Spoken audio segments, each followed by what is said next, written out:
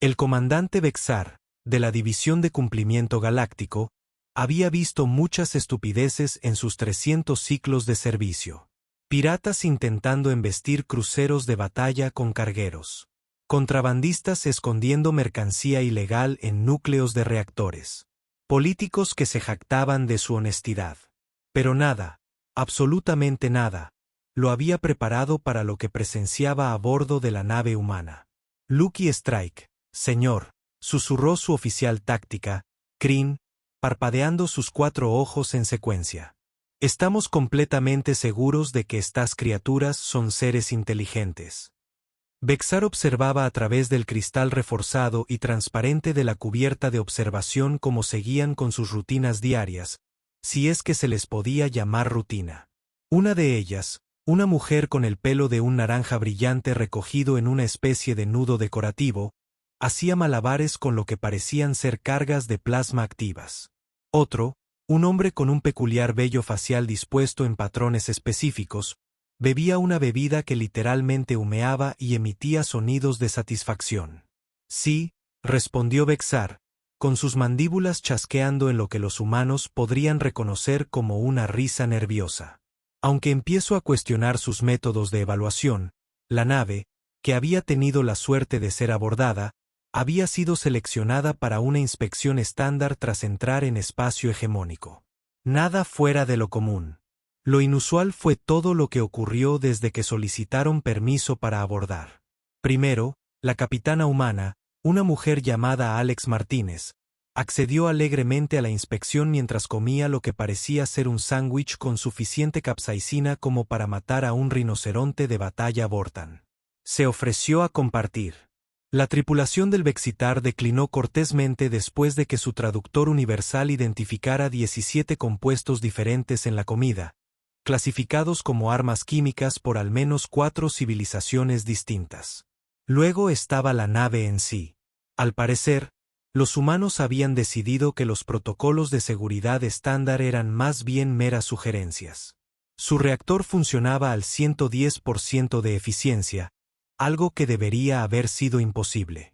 Su gravedad artificial estaba configurada en el estándar de 1,2, lo que explicaba por qué su tripulación se movía torpemente como larvas recién nacidas, y su mezcla atmosférica contenía suficiente oxígeno como para convertir la nave entera en una bomba con solo mirar mal una bujía.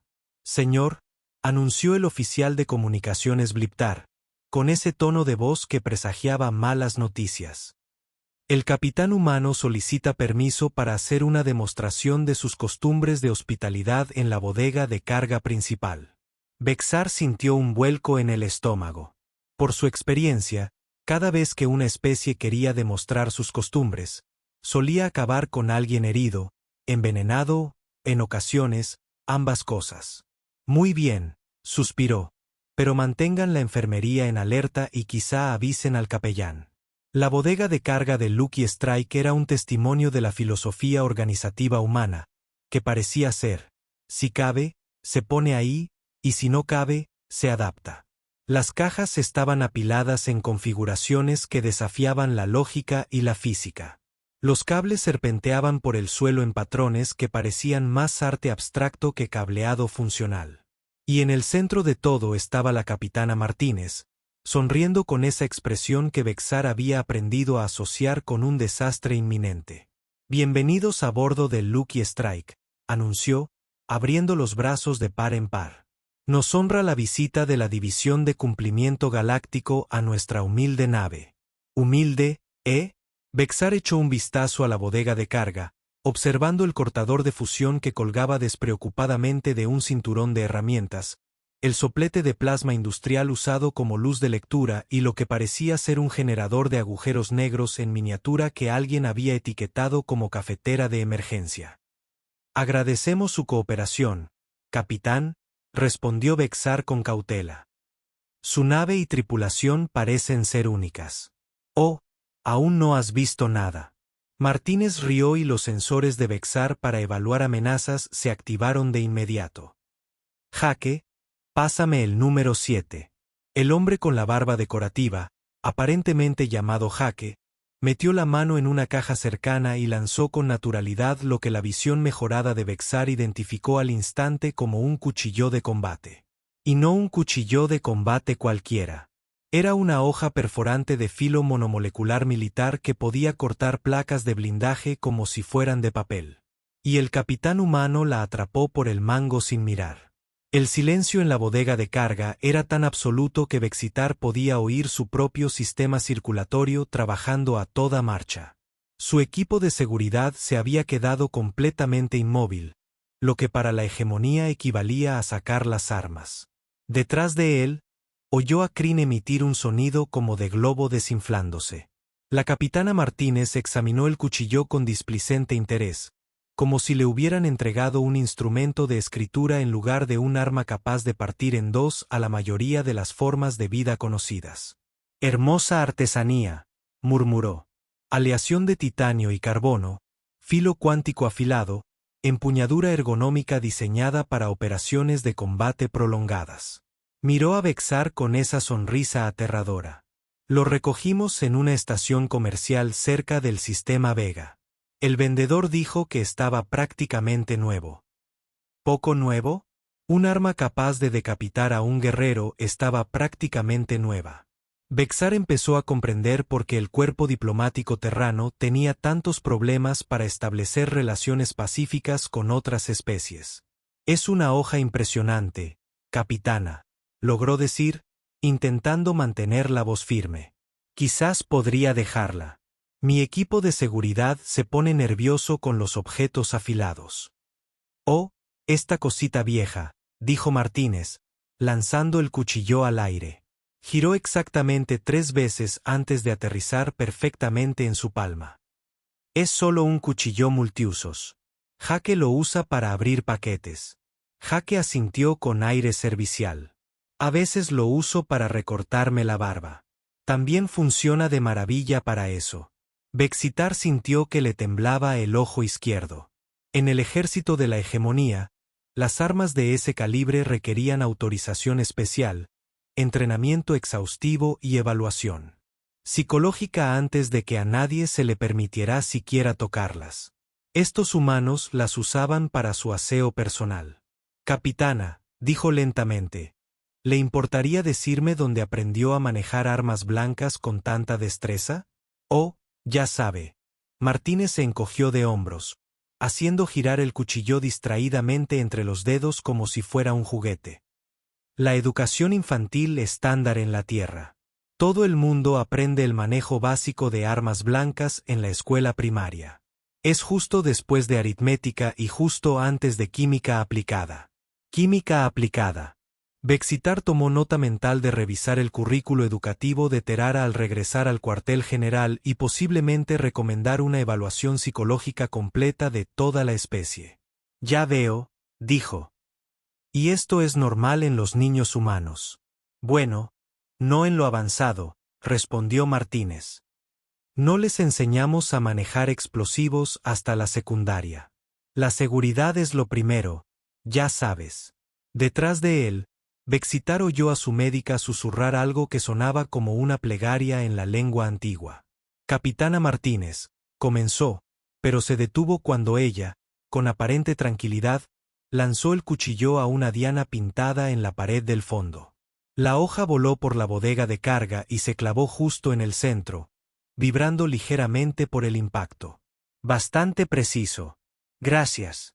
Estuve en el equipo de lanzamiento en la universidad. Llegué a las regionales 3 años seguidos». Se acercó a recoger el cuchillo, sacándolo con una facilidad que sugería que lo había hecho miles de veces. Claro, el lanzamiento competitivo no es nada comparado con el combate real, pero es bueno para la coordinación ojo-mano. Lanzamiento competitivo. Tenían deportes organizados con armas letales. Vexar comenzaba a sospechar que la rápida expansión de la humanidad por la galaxia no se debía a tecnología avanzada ni a tácticas superiores.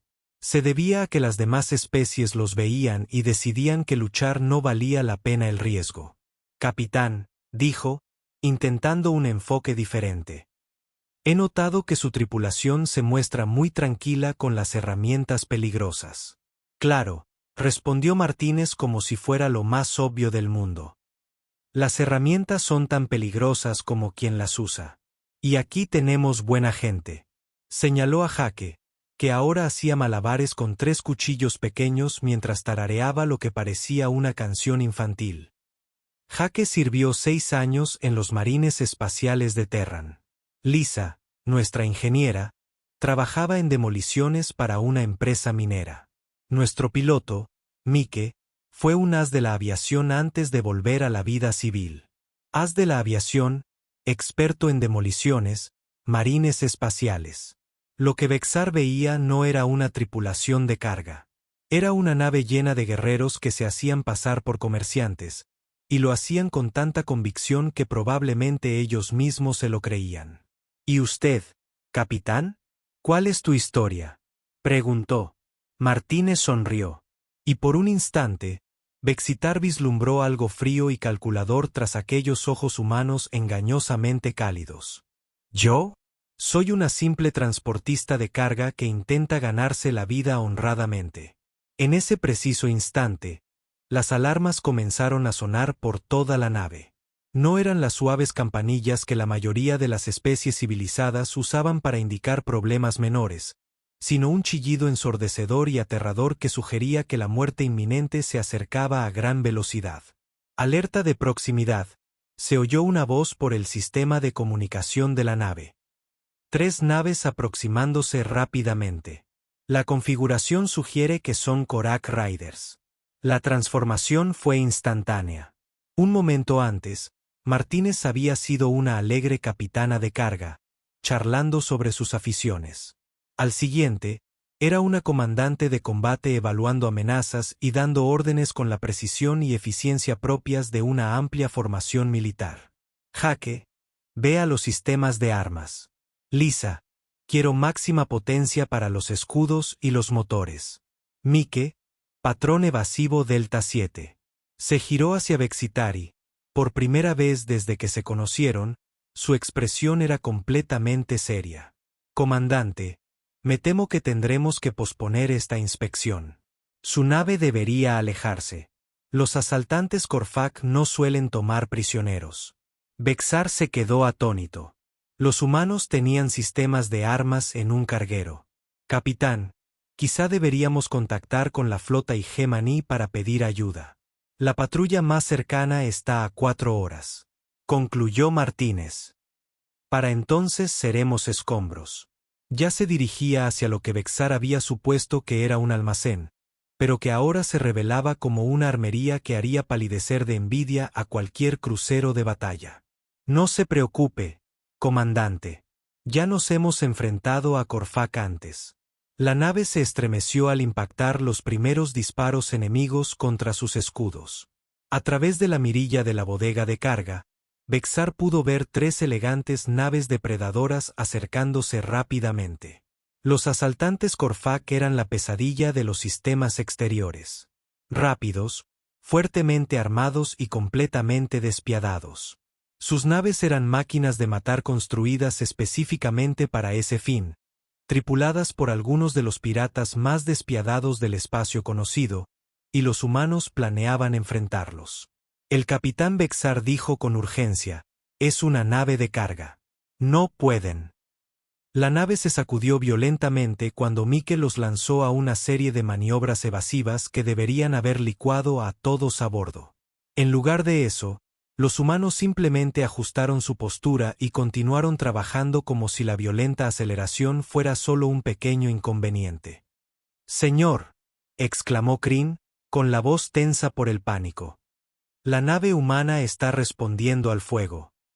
A través de la mirilla, Bexar observó con asombro cómo se abrían puertos de armas ocultos a lo largo del casco. Lo que emergió no era el armamento defensivo ligero que uno esperaría en una nave mercante. Eran cañones de partículas de grado militar, torpedos de plasma y algo que parecía sospechosamente una lanza gravitatoria. El primer Korak Raider explotó en una espectacular bola de fuego. «¿Cómo?», susurró Bexar. «Material militar sobrante, explicó Martínez con naturalidad mientras se ponía lo que parecía una armadura de combate disfrazada de chaleco portaherramientas. Resulta que la Armada Terrana vende mucho equipo obsoleto a contratistas civiles. Buenos precios, papeleo mínimo. Empuñó un rifle de energía capaz de atravesar un tanque. Además, el transporte de carga puede ser peligroso. Nunca se sabe con qué te puedes encontrar aquí. El segundo asaltante intentaba flanquearlos, pero Mickey anticipó la maniobra e hizo un giro que los puso directamente en la línea de fuego de una salva de torpedos. La explosión iluminó la bodega de carga como un segundo hijo. Dos fuera, anunció Jaque alegremente desde la consola de armas. El tercero intenta huir. Déjenlo ir, ordenó Martínez. No tiene sentido desperdiciar recursos. ¿Desperdiciar recursos? Acababan de destruir 2 naves de guerra en menos de 3 minutos, y les preocupaba desperdiciar recursos. Cuando la alerta de amenaza se desvaneció y la tripulación comenzó a asegurar sus posiciones de combate, Bexar se encontró mirando a la capitana Martínez con una comprensión completamente nueva. Aquello no era un simple carguero humano. Se trataba de un transportista humano capaz de enfrentarse él solo a los Korak Riders y vencerlos. Capitán, dijo lentamente, creo que debo revisar mi evaluación de su nave. Martínez sonrió, y esta vez Bexar notó que la sonrisa no se reflejaba en sus ojos. Oh, comandante, dijo, limpiando con displicencia el cuchillo de combate antes de enfundarlo. Aún no ha visto nada. Mientras la nave, afortunadamente afortunada, retomaba su rumbo y la tripulación volvía a sus actividades habituales, Bexar empezó a preguntarse si la hegemonía galáctica había cometido un terrible error al clasificar a los humanos como una especie pacífica y comercial. Porque si esto era lo que consideraban un simple transporte de carga, no quería ni imaginar lo que ellos llamaban una operación militar. 3 horas después, Bexar se planteaba seriamente la jubilación anticipada o la terapia, quizá ambas cosas. La inspección se había reanudado, pero ahora todo parecía distinto a través de su nueva perspectiva. Ese equipo industrial en la sala de máquinas, reactores de fusión militar capaces de alimentar una pequeña estación de batalla, la computadora de navegación, un sistema de IA táctica que podía coordinar los movimientos de la flota a través de múltiples sistemas estelares, los contenedores de carga. Bueno, había dejado de preguntar por ellos después de descubrir que uno contenía suficiente antimateria como para vitrificar una pequeña luna. Comandante, susurró su oficial científica, Sliktar, mientras su traductor luchaba contra lo que los humanos aparentemente llamaban risa nerviosa. He completado el análisis de su enfermería. Y Bexar preguntó, aunque comenzaba a temer la respuesta, ¿tienen equipo quirúrgico capaz de realizar amputaciones en el campo de batalla, prótesis de combate que podrían mantener a un guerrero luchando durante 3 días seguidos y cápsulas de regeneración que pueden regenerar extremidades enteras? Sliktar hizo una pausa. Y su botiquín de primeros auxilios estándar contiene tecnología médica más avanzada que nuestra enfermería principal. Claro que sí, porque al parecer los humanos consideraban la cirugía en el campo de batalla como atención médica rutinaria. Señor, se acercó Kren, con un aspecto aún más perturbado de lo habitual. He estado hablando con su ingeniera, Lisa. Me mostró su sistema de energía de respaldo. Bexar esperó. Había aprendido que interrumpir esos informes solo los empeoraba. Es un agujero negro en miniatura, señor. Están usando un colapso gravitacional controlado para generar energía de emergencia. Cuando pregunté por los protocolos de seguridad, se rió y dijo que no habían tenido ningún accidente en meses. Meses. Medían el tiempo entre desastres que podrían acabar con la civilización en meses. El capitán Martínez apareció a su lado con esa inquietante habilidad humana de moverse en silencio a pesar de llevar botas pesadas. ¿Todo bien, comandante? Se le ve un poco pálido. Bueno, más pálido de lo normal para su especie. ¿Capitán? Comenzó Bexar con cautela. Empiezo a sospechar que su nave no es lo que parece. ¿Qué me delató? Preguntó Martínez con fingida inocencia. ¿Las armas ocultas, el equipo militar, o fue el baile de la victoria de Jaque después de vaporizar a esos asaltantes? Todo lo anterior, admitió Bexar. Además, he estado revisando los registros de servicio de su tripulación. Su piloto, Mike, tiene más derribos confirmados que la mayoría de los escuadrones de cazas. Tu ingeniera, Lisa, fue condecorada por su ingeniosa resolución de problemas bajo fuego, que al parecer consistió en convertir un láser minero en una plataforma de bombardeo orbital. Y tu oficial de comunicaciones, Tommy, era un especialista en inteligencia de señales que una vez saqueó una flota enemiga entera. Tommy es bueno en su trabajo, asintió Martínez. Aunque se enfada si lo interrumpes mientras hace crucigramas. El hombre que podía descifrar algoritmos de encriptación militar hacía juegos de palabras para relajarse. El capitán Bexar dijo, tengo que preguntar, ¿por qué transportas carga en lugar de servir en el ejército? La expresión de Martínez se tornó pensativa. Bueno, para empezar, el sueldo es mejor. Además, podemos viajar, conocer gente interesante, y de vez en cuando, volar cosas por los aires sin tener que rellenar papeleo después, dijo señalando la nave. El servicio militar estuvo bien, no me malinterpreten, pero ser tu propio jefe tiene sus ventajas. Y el gobierno terrano deja que antiguos miembros de las fuerzas especiales anden sueltos por la galaxia con suficiente potencia de fuego como para arrasar ciudades. ¿Por qué no iban a hacerlo?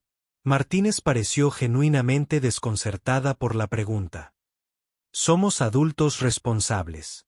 Sabemos manejar equipo peligroso con seguridad, y si alguien intenta causar problemas, se encogió de hombros. Bueno, problema resuelto. Bexitar sintió que su perspectiva volvía a cambiar. Los humanos no ocultaban sus capacidades porque estuvieran planeando algo siniestro. Simplemente llevaban consigo, con toda naturalidad, suficiente poder destructivo para conquistar pequeños sistemas estelares porque lo consideraban normal. La voz del comandante Bliptar resonó en el sistema de comunicaciones. Recibimos una señal de socorro. Transporte de la hegemonía. Misión pacífica. Atacado por hostiles desconocidos. Solicitan asistencia inmediata. Martínez ya se dirigía al puente antes de que Bexar pudiera responder. ¿A qué distancia? 20 minutos a máxima potencia, gritó Mike desde la estación de pilotos. Demasiado tiempo, murmuró Martínez. Lisa, ¿puedes aumentar la velocidad? Puedo intentarlo, respondió Ingeniería, pero tendré que saltarme algunos protocolos de seguridad. Hazlo. Bexar observó con fascinación y terror cómo los humanos se transformaban una vez más. Los amables y despreocupados comerciantes desaparecieron, reemplazados por una unidad militar de precisión que se movía con una eficiencia coordinada propia de décadas de desarrollo. Jaque ya planeaba estrategias de tiro. Tommy analizaba la señal de socorro en busca de datos tácticos. Mike calculaba vectores de aproximación que minimizarían su exposición y maximizarían su potencial ofensivo. Y el capitán Martínez se encontraba en el centro de todo, como un director de orquesta dirigiendo una sinfonía de violencia controlada. Contacto, anunció Tommy. Detecto 6 cruceros pesados. La configuración sugiere supremacía Tracari. Tienen el transporte rodeado. La supremacía Tracari. Bexar sintió un escalofrío. Eran una de las potencias expansionistas más agresivas de la galaxia, con una doctrina militar que priorizaba la fuerza abrumadora y la ausencia de supervivientes. Sus cruceros pesados eran fortalezas móviles diseñadas para reducir las naves enemigas a átomos. Capitán, dijo con urgencia, los Tracari no toman prisioneros, pero 6 cruceros pesados. Incluso con las capacidades de su nave, las probabilidades son similares a las que enfrentamos en la batalla de la estación Kepler, interrumpió Martínez. Solo que esta vez no tenemos que preocuparnos por los daños colaterales. Se volvió hacia su tripulación. Bien, chicos. Ya saben qué hacer. Jaque, quiero una solución que ataque primero sus motores. Desactívenlos. No los destruyan si es posible. Tommy, intenta hackear sus comunicaciones. Mike, acércate y mantén el movimiento. ¿Qué pasa con las advertencias de bloqueo de armas?, preguntó Jake. El protocolo estándar es darles la oportunidad de rendirse. La sonrisa de Martínez era tan afilada como el cuchillo de combate que había estado manejando con soltura antes. Tommy, abre un canal con la flota Tracari. Canal abierto. Capitanes de las naves Tracari. Habla la capitana Martínez del Lucky Strike. Estás atacando una nave de transporte de la Hegemony, en violación de la ley interestelar.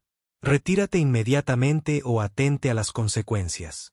La respuesta fue un intenso fuego de cañón de plasma dirigido a su posición. Mike apartó la nave del fuego enemigo con una facilidad pasmosa. Bueno, dijo Martínez alegremente, intenté usar la diplomacia. Jake, estás desarmado. Les mostramos lo que es la hospitalidad humana. Lo que siguió no fue una batalla, sino una demostración práctica de violencia. El ataque de la suerte se movió entre la formación Tracari como un depredador entre su presa. Su primer disparo inutilizó los motores del crucero Líder Ebria, haciéndolo girar sin control. El segundo destruyó el armamento de otra nave. El tercero, el tercer crucero Tracari cometió el error de intentar embestirlos. Dejó de existir en un brillante destello de luz. Uy, dijo Jake con falsa contrición. Creo que apunté demasiado alto. Pasa, respondió Martínez con calma mientras Mike los guiaba entre dos cruceros más, mientras Jake desmantelaba sistemáticamente sus sistemas de armas. Intenten dejar algunos supervivientes para interrogarlos. En 10 minutos, 4 cruceros pesados Tracari quedaron inutilizados y a la deriva. El quinto intentaba huir y el sexto, al parecer, había decidido que la prudencia era la mejor opción y emitía señales de rendición en todas las frecuencias. Tommy, comunícame con la Operación Pacífica, ordenó Martínez. Soy el capitán Gilar de la nave de transporte. Operación Pacífica, se oyó una voz temblorosa sobre la calma. Les agradecemos su ayuda. ¿Cómo lograron derrotar a 6 cruceros pesados tan rápido? Martínez miró a Bexar con diversión. Supongo que solo tuve suerte. ¿Necesitan asistencia médica? No, estamos bien. ¿Pero cómo? ¿Qué nave pilotan? Nuestros sensores los identifican como una nave de carga civil. Porque somos una nave de carga civil, respondió Martínez con naturalidad. Simplemente somos muy buenos en nuestro trabajo. Mientras terminaban de asegurar la zona y esperaban la llegada de las naves de patrulla de Hegemony, Bexar se encontró a solas con el capitán Martínez en la sala de observación. A través de la mirilla, pudo ver cómo se llevaban a los cruceros Tracari averiados. Capitán, dijo finalmente, tengo que preguntar. ¿Es esto normal en las operaciones de transporte de carga humana? Defina normal, respondió Martínez, sirviéndose una taza de aquella bebida aterradora que parecía disfrutar. Es decir, no nos topamos con piratas todos los días. Tal vez 1 o 2 veces por semana, como mucho. 1 o 2 veces por semana. Ellos se enfrentaban a amenazas de nivel militar 2 veces por semana y lo consideraban rutinario. Lo que no entiendo, continuó Bexar, es porque el Consejo Galáctico clasificó a la humanidad como una especie pacífica dedicada al comercio. Sus capacidades claramente sugieren lo contrario. Martínez rió, y por primera vez, sonó completamente sincera. Comandante, creo que está malinterpretando algo fundamental sobre los humanos. Somos una especie pacífica dedicada al comercio. Simplemente resulta que somos muy buenos en la violencia cuando la situación lo requiere. Pero sus armas, su entrenamiento, su actitud despreocupada ante el peligro mortal, son perfectamente normales para nosotros, concluyó Martínez. Verá, los humanos aprendieron hace mucho tiempo que si se quiere la paz, hay que estar preparados para la guerra. No somos violentos por elección, comandante. Somos violentos por necesidad, y somos muy buenos en ello. Señaló hacia la ventana donde concluía la operación de rescate. Esos cruceros Tracari atacaron ese transporte porque lo creían indefenso. Calcularon que el beneficio potencial superaba el riesgo de represalias de la hegemonía. Pero no tuvieron en cuenta la posibilidad de que una nave de carga aparentemente inofensiva estuviera tripulada por exmilitares con suficiente potencia de fuego como para arrasar una ciudad. Bexar asintió lentamente. Así que su aparente inocuidad es en realidad una forma de disuasión. Exacto, dijo Martínez radiante. La mayoría de las especies ven a los humanos como belicistas primitivos o comerciantes indefensos. Nunca consideran que podamos ser ambas cosas, ninguna, o que esas categorías ni siquiera nos apliquen. Y el lanzamiento de cuchillos, el manejo despreocupado de armas militares, vestigios culturales de nuestro desarrollo evolutivo. Los humanos sobrevivieron gracias a su adaptabilidad, creatividad y, sobre todo, a su gran habilidad para eliminar cualquier amenaza. El hecho de haber desarrollado los vuelos espaciales no significa que hayamos olvidado esas habilidades. Bexar sintió un escalofrío. Capitán, me está diciendo que cada nave de carga humana de la galaxia es una amenaza. ¿Militar potencial? Oh, no, respondió Martínez con tono tranquilizador. La mayoría son comerciantes perfectamente normales con capacidades defensivas comunes. Bexatar se relajó un poco. Solo de los que somos nosotros de los que hay que preocuparse. Ya sabes, antiguos miembros de las fuerzas especiales, exmilitares, agentes de inteligencia dados de baja, ese tipo de gente. Quizá haya unos miles de naves tripuladas por personas con una sólida formación militar. Unos miles de naves tripuladas por humanos que consideraban la destrucción de cruceros pesados una protección rutinaria de la carga, dispersas por la galaxia disfrazadas de inofensivos comerciantes, dijo lentamente el capitán Martínez. Creo que debo presentar un informe recomendando que se revise significativamente la evaluación de amenazas de la humanidad. Probablemente sea una buena idea, convino Martínez. Pero quizá deberías expresarlo con diplomacia. Los humanos somos un poco susceptibles a los malentendidos, y no querrás hacernos sentir amenazados. Mientras el Lucky Strike se preparaba para reanudar su ruta de carga, Bexitar se encontró redactando un mensaje prioritario para el comando de la hegemonía. Se quedó mirando el formulario de comunicación en blanco durante un buen rato, intentando encontrar la manera de explicar que habían estado compartiendo la galaxia con una especie capaz de conquistar la mitad del espacio conocido sin despeinarse, y que estos potenciales conquistadores estaban gestionando rutas de carga y quejándose de los horarios de envío. Finalmente, se decidió por un mensaje sencillo: recomendamos revisar de inmediato la evaluación de la amenaza humana. La clasificación actual de especies pacíficas que comercian puede ser inadecuada. Sugerimos una nueva clasificación: apocalipsis amistoso en el vecindario. Hizo una pausa y añadió: también recomendamos establecer protocolos diplomáticos formales para las demostraciones de lanzamiento de cuchillos por motivos de seguridad. Mientras el Lucky Strike saltaba al hiperespacio, Bestar tomó nota mental de solicitar un destino en un sector tranquilo y agradable, lejos de las rutas comerciales humanas, un lugar seguro. Aunque empezaba a sospechar que en una galaxia donde los humanos transportaban carga con tanta tranquilidad mientras estaban armados para la conquista planetaria, quizá ya no quedaran lugares realmente seguros. Y, de alguna manera, ese pensamiento le resultaba extrañamente reconfortante.